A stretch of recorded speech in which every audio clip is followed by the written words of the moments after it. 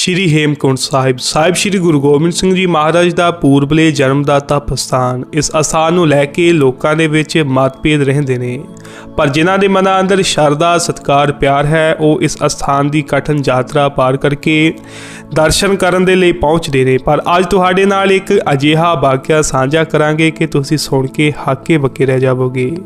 ਗੁਰਸੇਵਕ ਸਿੰਘ ਜੋ ਕਿ ਫਰੀਦਕੋਟ ਦੇ ਰਹਿਣ ਵਾਲੇ ਨੇ, ਉਹ ਦੱਸਦੇ ਨੇ ਕਿ ਮੇਰੇ ਅੰਦਰ ਗੁਰਧਾਮਾਂ ਦੇ ਦਰਸ਼ਨਾਂ ਦੀ ਤਾਂਘ ਰਹਿੰਦੀ ਸੀ। ਹਰ ਇੱਕ ਗੁਰਧਾਮ ਦੇ ਦਰਸ਼ਨ ਕਰਨੇ ਤੇ ਇਤਿਹਾਸ ਜਾਣਨਾ, ਆਪਣੇ ਜੀਵਨ ਦੇ ਵਿੱਚ ਹਰ ਇੱਕ ਗੁਰਧਾਮ ਦੇ ਦਰਸ਼ਨ ਕਰਨੇ ਤੇ ਇਤਿਹਾਸ ਜਾਣਨ ਦੀ ਮੇਰੇ ਵਿੱਚ ਰੁਚੀ ਸੀ ਤੇ ਆਪਣੇ ਜੀਵਨ ਦੇ ਵਿੱਚ ਹਰ ਇੱਕ ਗੁਰਧਾਮ ਦੇ ਦਰਸ਼ਨ ਕਰਦਾ ਰਿਹਾ। ਪਰ ਬਹੁਤ ਵਾਰ ਸ਼੍ਰੀ ਹੇਮਕੁੰਟ ਸਾਹਿਬ ਦਾ ਪਲਾਨ ਬਣਾਇਆ, ਪਰ ਕਿਸੇ ਨਾ ਕਿਸੇ ਰੁਕਾਵਟ ਕਰਕੇ ਮੈਂ ਦਰਸ਼ਨਾਂ ਤੋਂ ਵਾਂਝਾ ਰਹਿ ਜਾਂਦਾ। ਪਰ ਸਮੇਂ ਦੇ ਨਾਲ ਜੀਵਨ ਦਾ ਗੇੜ ਘੁੰਮਿਆ ਤਾਂ ਸਾਲ 2014 ਦੇ ਵਿੱਚ ਸ਼੍ਰੀ ਹੇਮਕੁੰਟ ਸਾਹਿਬ ਜਾਣ ਦਾ ਮੌਕਾ ਮਿਲਿਆ ਤੇ ਜਾਣ ਤੋਂ 2 ਦਿਨ ਪਹਿਲਾਂ ਹੀ ਮੈਨੂੰ ਅਧਰੰਗ ਦਾ ਅਟੈਕ ਹੋ ਗਿਆ ਤੇ ਮੇਰੀ ਸੱਜੀ ਬਾਂਹ ਤੇ ਸੱਜੀ ਲੱਤ ਕੰਮ ਕਰਨਾ ਬੰਦ ਕਰ ਗਏ ਤੇ ਫਿਰ ਹੇਮਕੁੰਟ ਸਾਹਿਬ ਜਾਣ ਦਾ ਪਲਾਨ ਵੀ ਕੈਂਸਲ ਕਰ ਦਿੱਤਾ ਗਿਆ। ਹੌਲੀ ਸਮਾਂ ਲੰਘਦਾ ਗਿਆ।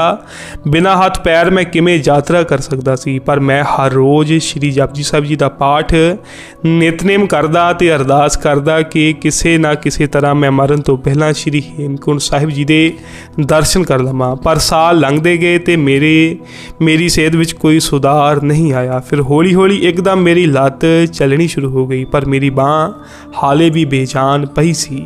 ਫਿਰ ਮੈਂ 2020 ਦੇ ਵਿੱਚ ਜਾਣ ਦਾ ਪ੍ਰੋਗਰਾਮ ਬਣਾਇਆ, ਪਰ ਉਸ ਸਮੇਂ ਅਚਾਨਕ ਲੋਕਡਾਊਨ ਹੋ ਗਿਆ ਤੇ ਲੋਕਡਾਊਨ ਦੀ ਵਜ੍ਹਾ ਦੇ ਨਾਲ ਮੇਰੇ ਕੋਲ ਦਰਸ਼ਨ ਨਹੀਂ ਹੋ ਪਾਏ। ਕਿਤੇ ਨਾ ਕਿਤੇ ਹੁਣ ਮਨ ਦੇ ਵਿੱਚ ਇਹ ਨਿਰਾਸ਼ਾ ਵੀ ਆਉਣ ਲੱਗ ਪਈ ਸੀ, ਕਿਉਂਕਿ ਇੰਜ ਲੱਗ ਰਿਹਾ ਸੀ ਕਿ ਗੁਰੂ ਸਾਹਿਬ ਹੀ ਨਹੀਂ ਚਾਹੁੰਦੇ ਕਿ ਮੈਂ ਸ਼੍ਰੀ ਹੇਮਕੁੰਟ ਸਾਹਿਬ ਜਾਵਾਂ। ਅਜਿਹਾ ਲੱਗ ਰਿਹਾ ਸੀ ਕਿ ਜੀਵਨ ਦੇ ਵਿੱਚ ਮੇਰੇ ਕੋਲੋਂ ਕੋਈ ਵੱਡੀ ਗਲਤੀ, ਕੋਈ ਵੱਡੀ ਭੁੱਲ ਹੋ ਚੁੱਕੀ ਹੈ। ਪਰ ਮੇਰੇ ਅੰਦਰ ਇਹੋ ਹੀ ਸੀ ਕਿ ਸ਼੍ਰੀ ਹੇਮਕੁੰਟ ਸਾਹਿਬ ਦੇ ਜੀਵਨ ਰਹਿੰਦਿਆਂ ਦਰਸ਼ਨ ਜ਼ਰੂਰ ਕਰਨੇ ਨੇ। ਤੇ ਫਿਰ ਹੁਣ ਮੈਂ ਬਿਨਾਂ ਕਿਸੇ ਨੂੰ ਦੱਸੇ ਸ਼੍ਰੀ ਹੇਮਕੁੰਟ ਸਾਹਿਬ ਦੀ ਯਾਤਰਾ 'ਤੇ ਨਿਕਲ ਗਿਆ।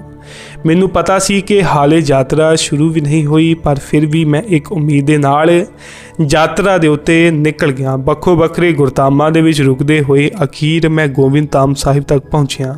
ਸਾਰੇ ਪਾਸੇ ਬਰਫ਼ ਦੇ ਨਾਲ ਸਫੇਦੀ ਛਾਈ ਹੋਈ ਸੀ ਤੇ ਕੁਝ ਦਿਨ ਉੱਥੇ ਰਹਿ ਕੇ ਮੈਂ ਸੇਵਾ ਕੀਤੀ ਤੇ ਇੱਕ ਦਿਨ ਬਿਨਾਂ ਕਿਸੇ ਦੀ ਪਰਵਾਹ ਕੀਤੇ ਮੈਂ ਸ਼੍ਰੀ ਹੇਮਕੁੰਟ ਸਾਹਿਬ ਵੱਲ ਨਿਕਲ ਪਿਆ। ਕਿਸੇ ਤਰ੍ਹਾਂ ਕਰਕੇ ਮੈਂ ਚੜ੍ਹਾਈਆਂ ਚੜ੍ਹਦਾ ਰਿਹਾ। ਬਰਫ਼ ਦੇ ਵਿੱਚ ਚੱਲਣਾ ਬਹੁਤ ਉਸ ਸਮੇਂ ਮੁਸ਼ਕਿਲ ਹੋ ਰਿਹਾ ਸੀ। ਨਕਾਰਾ ਪਈ ਬਾਂਹ ਹੋਣ ਕਰਕੇ ਹੋਰ ਵੀ ਪਰੇਸ਼ਾਨੀ ਹੋਣ ਲੱਗੀ ਤੇ ਚਲਦਿਆਂ ਲੱਤਾਂ ਦੇ ਵਿੱਚ ਦਰਦਾਂ ਵੀ ਸ਼ੁਰੂ ਹੋ ਗਈਆਂ। ਉਹ ਰਸਤਾ ਇੰਨਾ ਕੁ ਕਠਿਨ ਹੋ ਚੁੱਕਿਆ ਸੀ ਕਿ ਇੱਕ ਵਾਰ ਤਾਂ ਮੈਨੂੰ ਇੰਜ ਲੱਗਿਆ ਕਿ ਇੱਥੇ ਹੀ ਮੈਂ ਹੁਣ ਮਰ ਜਾਵਾਂਗਾ ਤੇ ਮੇਰੀ ਕਿਸੇ ਨੂੰ ਲਾਸ਼ ਤੱਕ ਨਹੀਂ ਲੱਭਣੀ।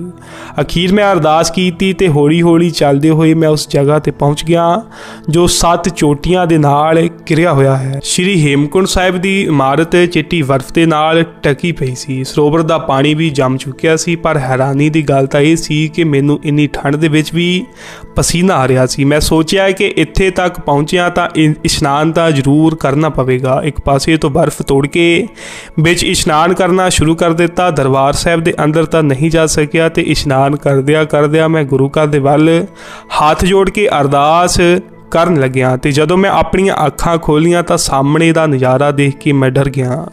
ਗੁਰਦੁਆਰਾ ਸਾਹਿਬ ਦੇ ਸਾਹਮਣੇ ਹੀ ਇੱਕ ਸਫੇਦ ਰੰਗ ਦਾ ਇੱਕ ਸ਼ੇਰ ਨੂੰ ਮੈਂ ਘੁੰਮਦਿਆਂ ਹੋਇਆਂ ਵੇਖਿਆ, ਜਿਸ ਦੇ ਸਿਰ ਉੱਤੇ ਇੱਕ ਸੁਨਹਿਰੀ ਤਾਜ ਵਾਂਗ ਸੀ, ਜੋ ਕਿ ਇੱਕ ਪਹਿਰੇਦਾਰ ਵਾਂਗ ਉੱਥੇ ਪਹਿਰਾ ਦੇ ਰਿਹਾ ਸੀ। ਉਸ ਨੂੰ ਦੇਖ ਕੇ ਮੈਂ ਡਰ ਗਿਆ ਤੇ ਪਾਣੀ ਦੇ ਵਿੱਚੋਂ ਬਾਹਰ ਆਇਆ। ਪਾਣੀ ਦੀ ਆਵਾਜ਼ ਸੁਣ ਕੇ ਉਹ ਸ਼ੇਰ ਪਹਾੜਾਂ ਦੇ ਵਿੱਚ ਚਲਿਆ ਗਿਆ ਤੇ ਕਿਤੇ ਅਲੋਪ ਹੋ ਗਿਆ।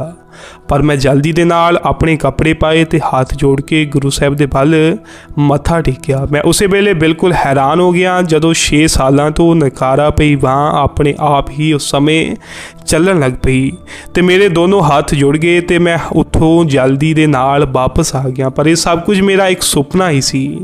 ਮੈਂ ਉਸ ਸਮੇਂ ਆਪਣੇ ਘਰ ਦੇ ਵਿੱਚ ਹੀ ਸੋ ਰਿਹਾ ਸੀ ਜਦੋਂ ਮੈਂ ਇਹ ਸਾਰੀ ਕਰਾਮਾਤ ਆਪਣੇ ਸੁਪਨੇ ਦੇ ਵਿੱਚ ਦੇਖੀ, ਪਰ ਮੈਨੂੰ ਯਕੀਨ ਨਹੀਂ ਆ ਰਿਹਾ ਸੀ ਕਿ ਇਹ ਸਾਰਾ ਕੁਝ ਇੱਕ ਸੁਪਨਾ ਹੀ ਸੀ।